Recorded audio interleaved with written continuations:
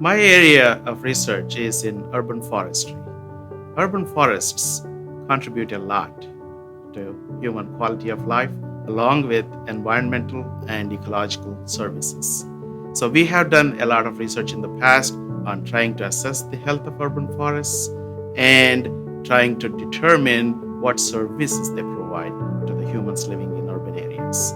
But recently, we have started working on a particular interesting topic, which is the urban forests in rural urban interface. So, how expanding urban areas impact the changes in tree species that exist in those areas.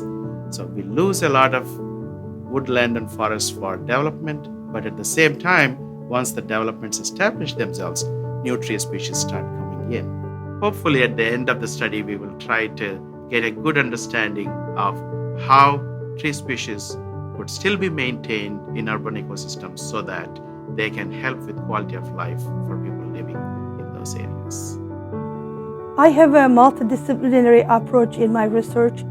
We are looking at how the land use are impacting overall aquatic health and how the organisms are adapting to those changes.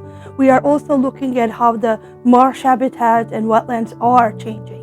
When we look at it, we have invasive plant species issues. We are looking at on how the blue crab species might be impacted with changing water quality, and all other species that we found in the water, they are essential for the food web. So we have two watersheds that we focus on in our research is the Blackbird Creek in Delaware, Townsend, and we have also Delaware Inland Bays, which have 3 bays actually. In Delaware Inland Bays, we are looking at how a land use is impacting water quality conditions. We have many ecologically and economically important species like oysters in that area, how they persist. And also we are looking at how species diversity is changing. And of course, when I talk about the landscape, we are talking about booming tourism, we are talking about agricultural development. So we're basically looking at that relationship. Delaware is losing a lot of land to development, a lot of farmland. And 2 of our counties are actually in the upper 2% of vegetable growing nationally.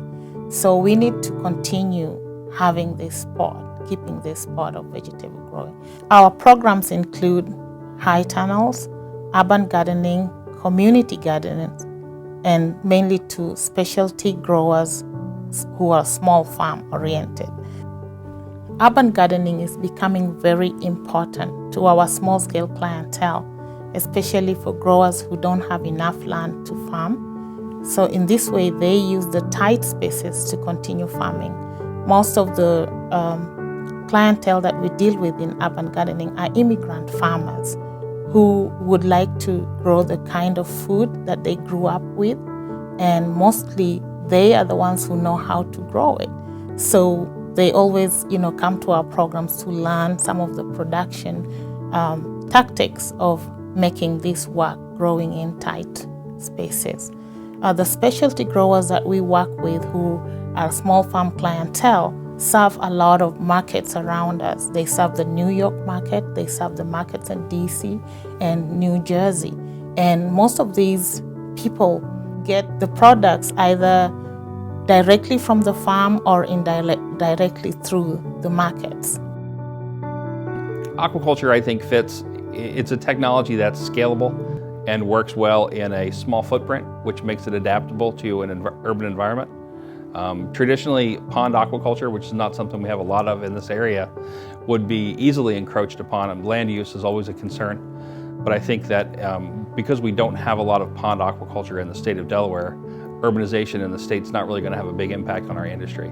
Recirculating aquaculture is a great technology that fits well into an urbanizing environment. The fact is that it requires relatively small amount of land use, so it can be put into industrial sites that are not used for other things, can be put into abandoned buildings, for example, or in small city lots. The adaptability of that technology is quite good for an urban environment. A part of my job is to help in the improvement of farm planning, farm profitability, and farm sustainability in both urban and rural areas. We believe that the urban-rural interface connects rural producers to urban market hubs. The benefits to that is that we can actually expand the availability of fresh produce in urban communities and increase economic opportunities in both urban and rural areas. The challenge lies in the fact of how do we identify the correct marketing mechanism to ensure that we can develop successful agricultural linkages.